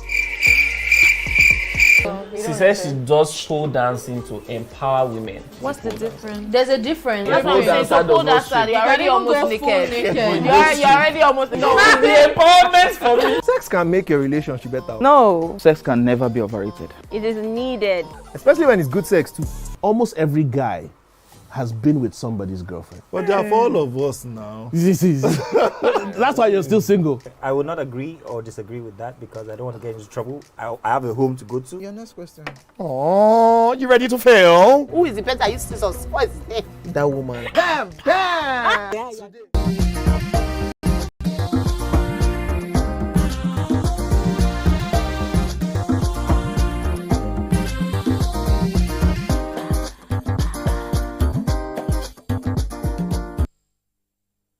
Thanks for staying with us. We have a Nigerian actress, screenwriter, content creator, influencer, multi-talented entertainer. The very versatile creative is a pioneer and one of the early online comedy skit makers and social commentators in Nigeria. She started making short, funny videos on Instagram after she shared her first 15 seconds video, which went viral in 2016, amassing a lot of following on social media. Her relatable content, laced with humor, is what has made her loved home and abroad. Welcome with us, Stephanie Faith Isuma, popularly known as Calabar Chic. You felt good, right? You felt amazing. The bio just they drop. Don't come like this for real life. It's bringing out small, coming out small. How you doing? I'm doing great. Thanks for coming to gist with us today. Thank you so much for having me. Yes. I've always watched you all on TV, and one day I'm going to be. I'm here now. You're welcome. We're so happy to have you. We love your work. You know, from the time you came out and you became a thing, you became that buzz. Everybody's talking about Calabar Chic, Calabar Chic. The fact that you were able to, you know, give us local content with ease. You know, sometimes we want to form this accent and some people are struggling, but it just came natural. And everybody who listened or who watched you just sort of, there's something about this girl. And we loved you. How did you decide to start that? Aside from the fact that your CV is also loaded. It's well loaded. It's loaded, baby girl. Thank you so much. Thank you for having me here. Like I said, well, Calabar Chic, for me, it came from a place of just looking for happiness. You know, trying to find my own joy. So when you say it flows naturally, it just comes because you don't have to struggle, you don't have to force. But one thing about comedy and laughter I've realized is that there's a lot it does for us, for our mental health and all of that. So for me, that is where I'm coming from. So I don't have to struggle to do it because I know I'm doing it to just make people happy. I want to do something that people can listen and relate to, speak to their hearts, their consciousness, everything. You know that if Baba Chic is saying something, I can relate now. I've experienced all these things, so it's so easy for people to just. Yeah, so how did I start? It was just me picking up my phone, making a video. This was on April Fool's Day. Wow, 2016. Wow. So it was, I had been an actor since over 2015. Okay. And on this April Fool's Day, I said to myself, well, why not just, do something and just show people the other side of you? That was where it started. And it was my mom. I gave her my iPad. I said, Mom, record this thing for me. Because I come from a family of very funny people. If people think I'm funny, you should meet my mother. Wow. She is Calabar Chic. Wow. So it came from a place of, okay, Mommy, let me just, all these things we do in the house, we play and laugh. Because for us, growing up was tough. So comedy was just the way that lights in the situation. Yes, in the house. My daddy would make jokes, my mommy would make jokes, everybody. So she recorded it. And I just made, the accent, and my little brother played the character for me. And I said, you say Union. He said, my name is not Union. My name is Union. Why are you calling me Union? And I posted that video. That was during the time when we would do 15 seconds. Nobody now, 1 minute long. 15 seconds, yeah. I had only 50. So I just posted it, and that video went viral. That was the beginning. And people were like, we love this, do movies. I said, no, I'm not a comedian. I'm an actor. I'm not a comedian. No. But I said, well, it's an impact for me. So that was it. That was the beginning. Did your skits are more popular? We see them because some of us are following your picture. So we see them, we enjoy them. But which one would you say is more important to you? And because just as you said now, you're an actress and film is important. Yes.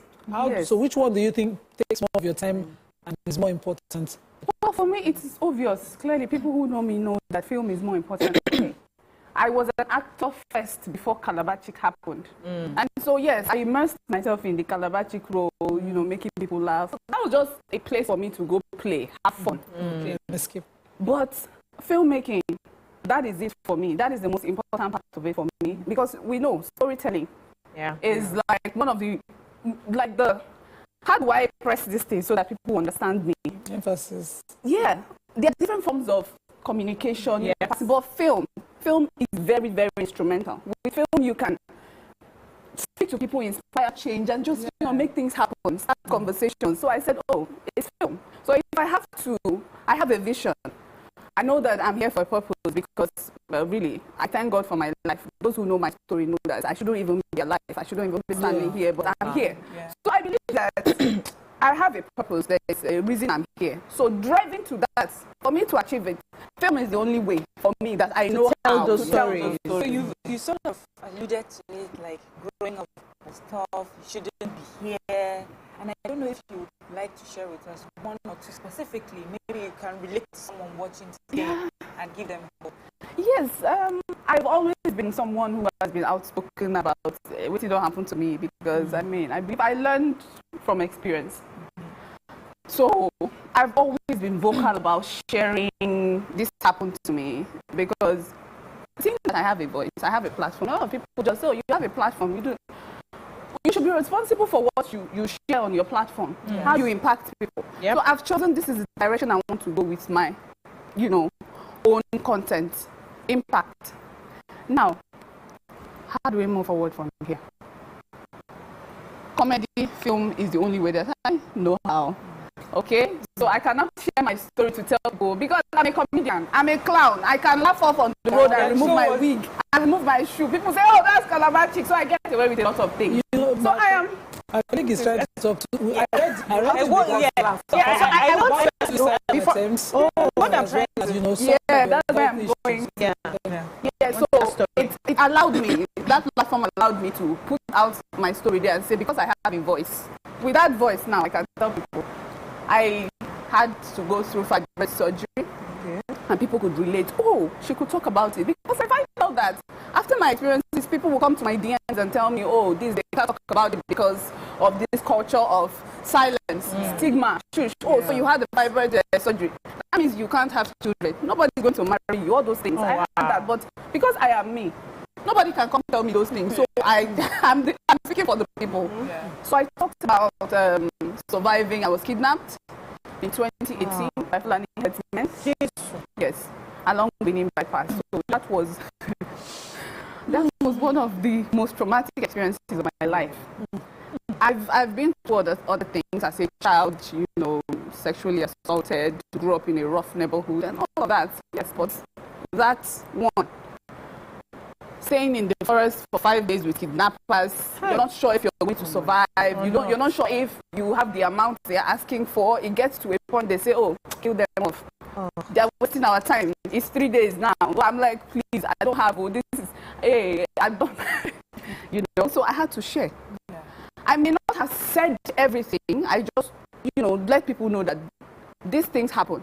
That people are not talking about, you're not hearing about it. It's because maybe they don't want to share. I have a platform, I decide I want to share. So I talked about that, and I also attempting suicide 2 to 3 times. Yes. So there was that, and then there's just a whole lot. Comedy has helped you. Comedy. I found that comedy was my escape. So when I want to just escape from everything happening in life, I just go. It might not even be my own skits. That's the thing. I watch other people's skits. I laugh. And I come back and watch my own skits. It makes me laugh. Because really, why I do these things? Like, you asked me. It's because I've been through pain, like real pain. So I don't want people to go through all of these things. Like if what you're going through, I can only encourage you. Even if they go through, there's still a way out. Yes. So I want people to know that. You're doing much more than making people laugh. Yes. Thank you. Yes. Thank you. Okay, so I want to ask you that, so what inspires you to, like, because these days it's very difficult to make Nigerians laugh.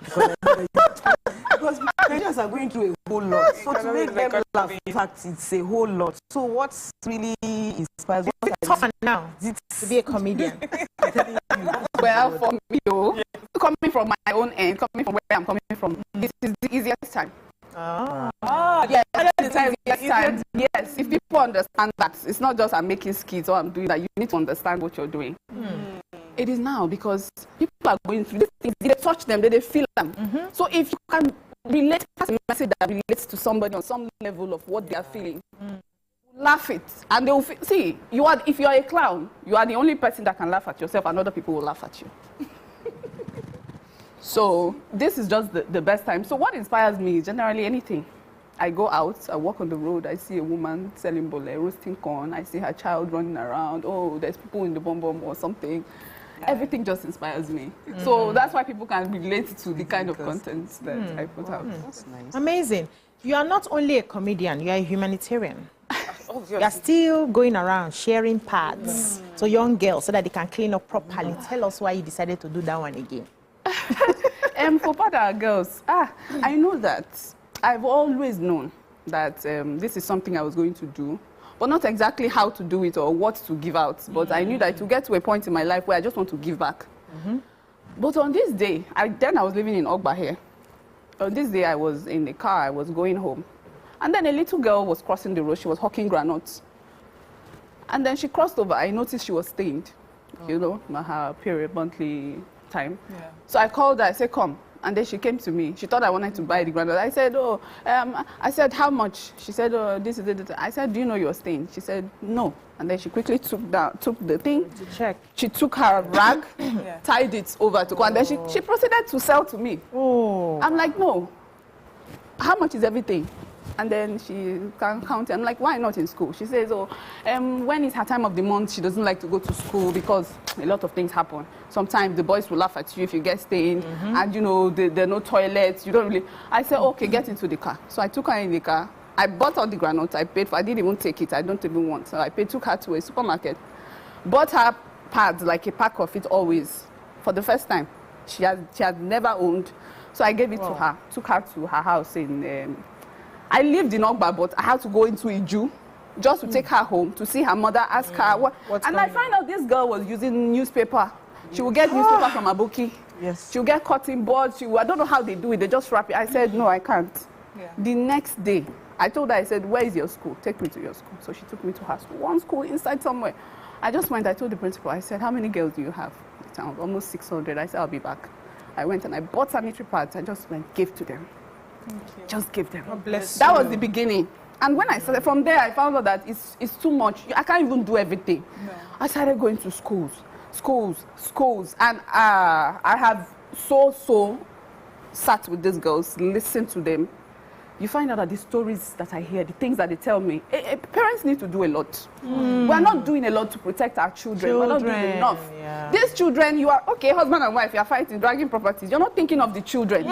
These children, you are abandoning them like they don't matter, but they're going through it. They're looking for people to talk to. So when I go to these schools, I go to give them pads, but I you now have sessions with them. Let's talk. I ask, if you have any questions, ask me, and you see them come. Some don't want to even talk in front of everybody. They want to come to the back. They have my number. They all have my number. Very good. You know, so these girls will tell me how they are being, the ones that are being molested, the ones that are being sexually, yes, the houses, by their parents, by the guardians, by their, I have stories for days, really. Wow. So what I want to say here on this live TV is, please, as parents, we need to do more to protect our children. They are going through it. They just can't even talk to you about it. A lot of them cannot even talk. So that's where Part Our Girl started, and that's how I've continued, even though it has not been easy. I've been to schools where the management, they forced my hand. I've carried my pad. I say, I'm not giving again, I go. But then I come back. So because you're doing it for the girls at the end of the day. But you see, there's also a part of the industry where some of your colleagues set the standard of, you know, what success is so high and what these girls try to achieve. Yeah. How are you, you know, mentoring them, you know, in your talk with them to make it, to take the process, to go through the process? Yes, so the thing is, I was just in Cross River State the other day, and I was having a conversation with the state government, and we were talking about girls and empowering girls, and somebody said something, and that, oh, girls really don't want to learn, they just want to go around. I said, no. If you bring these 100 girls together, let's say 100 girls, and you educate them, the first thing is mindset shift. You have to, a lot of them, the mindset they have, it has to be, we have to rinse it. Yes, We need to pour this in, wash them, so that it will reset. Some of them come out of secondary schools because from, you know, giving them pads, I've had, you know, contact with them. Some of them are in university now. They're my girls. I pay school fees for them. Wow. Now, these girls, you find out that they go out into the world. You're sending them out after finishing university or secondary school without the right tools. They don't even know what they're doing. No skills. No skills. That's how they end up in countries that they don't even know. Say, oh, somebody deceived them. They're going to work somewhere. That's how they end up doing things that they're not supposed to be doing. So we need to lead them, direct them to the right path. Now, how? Okay, some of them say they want to be actresses. When I go to the schools, they tell me they want to be actresses, they want to be this. I ask them, why exactly? I ask them about their families, the homes they come from, and I see some of them have prospects. Some of them really, really will do well. Some, they're trying to go where they're not supposed to be going. So I just redirect them. I don't force you. I will not. My parents did not do that. They let us fly. So I let you fly. So what do we do for these girls now? Make them understand that it's not all roses. I might be here now as Calabar Chic. The grits. I came from somewhere. I had to go through it to come out as this shining light and this, what do they call me? They call me Big Sis. This, you know, golden big sister that you all see today. You have to teach them. Just show them. Let them know that it's not all roses. Learning is the most important thing. We're all talking about, oh, the economy, we want to do this, we want to do that. Education, if we can invest in education, just educate these girls and let them know that, okay, you need the right tools and the skills. They will go out there knowing that they know what to do. Nobody is going to take advantage of them. Yeah, they'll know who they are. Work with young people, right? And especially in schools. And, you know, we try and see government trying to do different sort of things. There's this thing about vocational skills. Do you think it's an important tool to add to going to school for our children? Yes, I think it's the most important. Okay. Okay, for me, there's a quote. They say a jack of all trades is a master of none. They know they complete the quote. They know Do you have complete the complete for us? But the master is often better than the master of none. Still better than the master of none. You get the point. I know the quotes, but they call me that name, so I know the quotes. I can't know the complete one. Skills are important. Yeah. Skills. Some people that read accounting now, or they are not bankers. They are not in the bank. Yeah. Some of them are doing makeup artists. Some of them are they're selling food. Some of them are doing. So what? They picked up skills, and that is one thing I always hammer on. Learn what you want to learn. Do what you want to do. Some people tell you, my parents want me to be a doctor. I don't want to be the doctor. So I'm going to disobey them. No, darling. Go and do the doctor first. Then come back. And come and get do the one you want to do. Simple. It's profitable to direct. Yes, what is paying me now is not what I studied. Before. I studied mass communication. I'm supposed to be doing, hello, good morning, welcome to the news at TVC, and you know, but I'm doing Calabar. Yeah, so when I'm ready, I will now reverse back and say, okay, you know, this is it. Yeah. So, But I also think it's a lot easier now. Yeah, you know, some parents are understanding not to force their children compared to when we grew up. My father insisted, you see, you're not going to read theater art. Never. Political science, when I finish, I carry the certificate. Daddy, I've read your course. Can I now go and do my own thing? But let's call for Calabar Chic's video. Yay.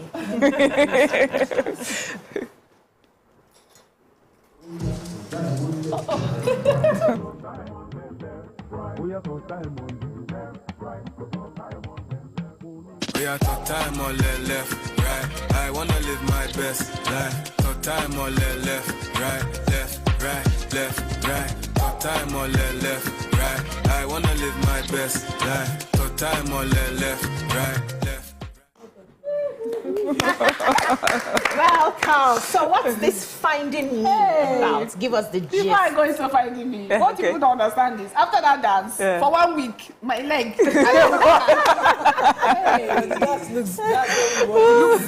Yeah, so it looks like you were just effortless.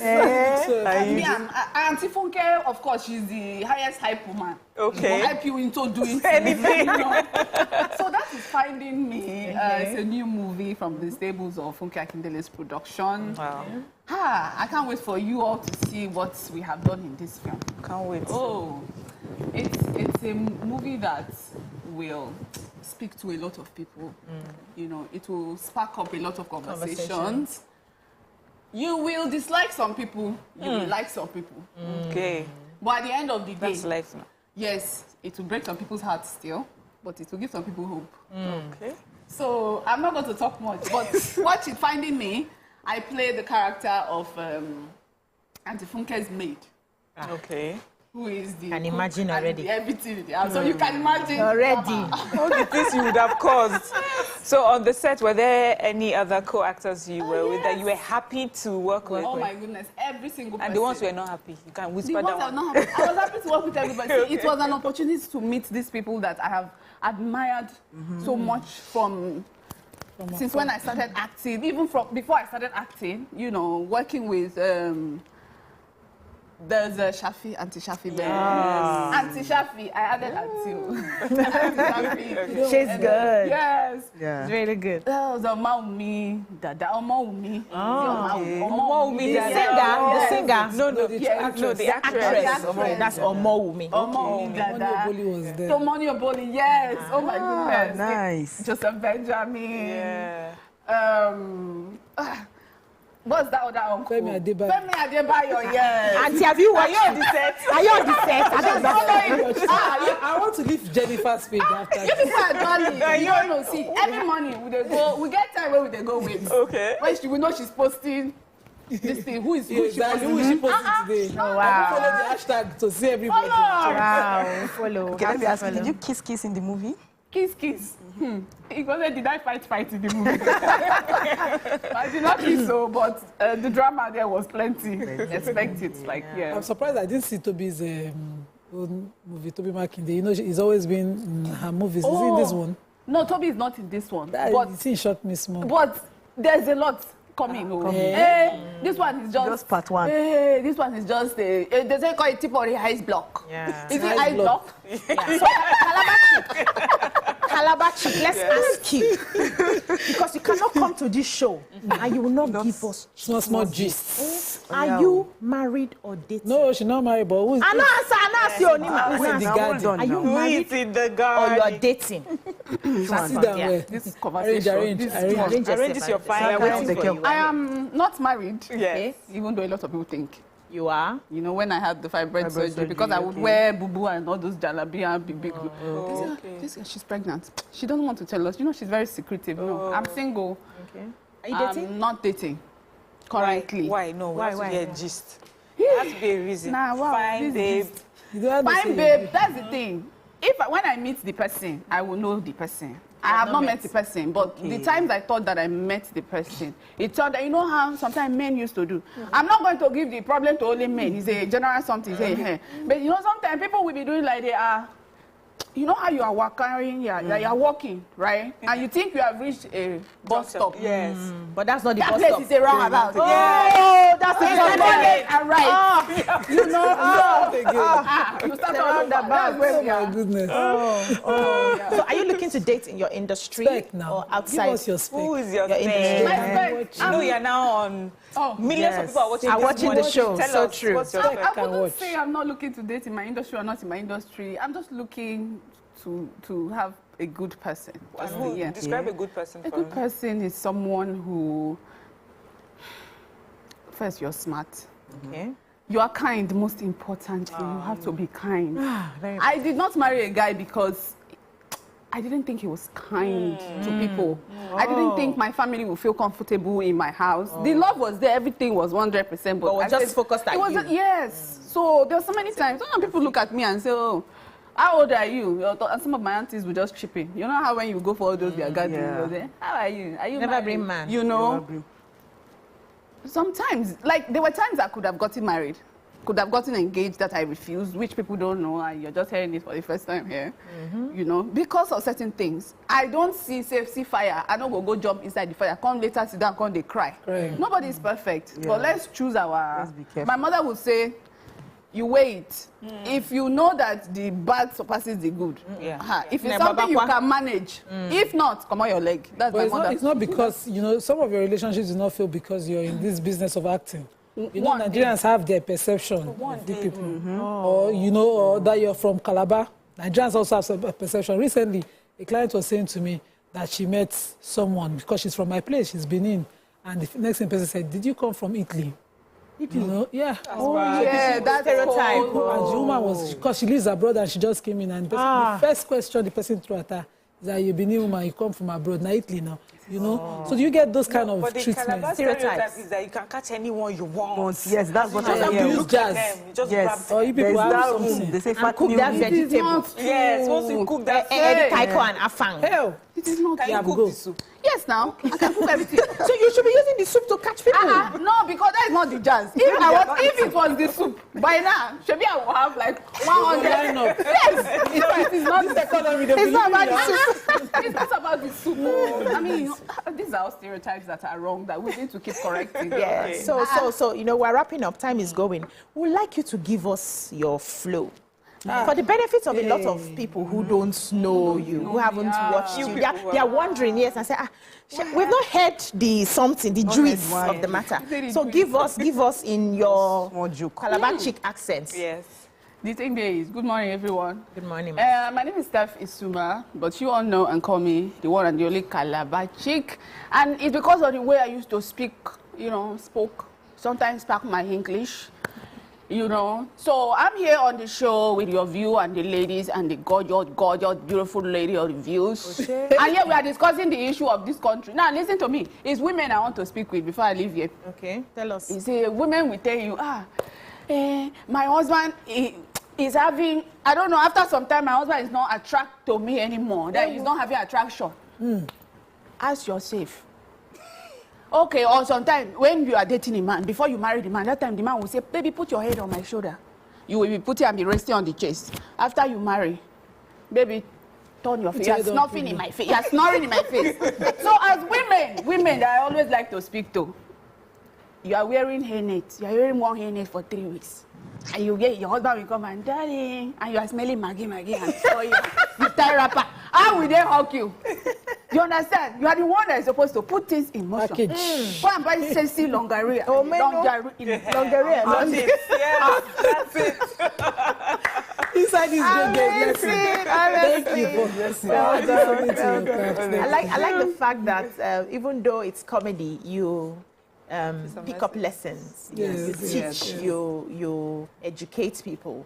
You highlight issues that people are dealing with, and so when they receive it lightly like that, it just makes it seem like all of us are going through the same thing. How do I adjust, and how do I do that? Any other thing you're working on? Okay, wow, so much. So back home in Cross River State, agriculture. because I've seen so far that the current administration, their focal point is agriculture.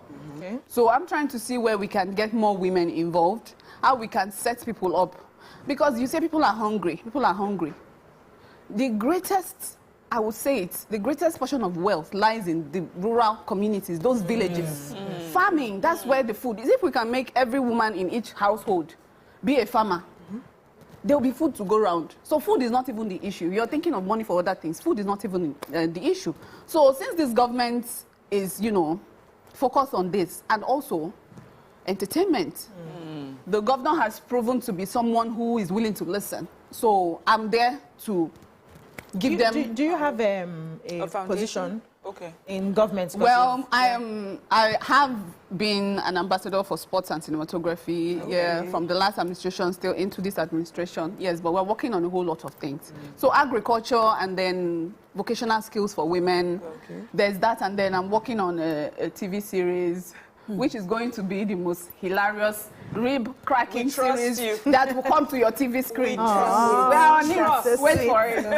Trusted. That's so sweet. Yes. Yeah, do we have any messages for her before we go? No, they're all focused on the last topic. Okay. Okay, I think I saw one here. Don Yak says, a woman with a voice is by definition a strong woman.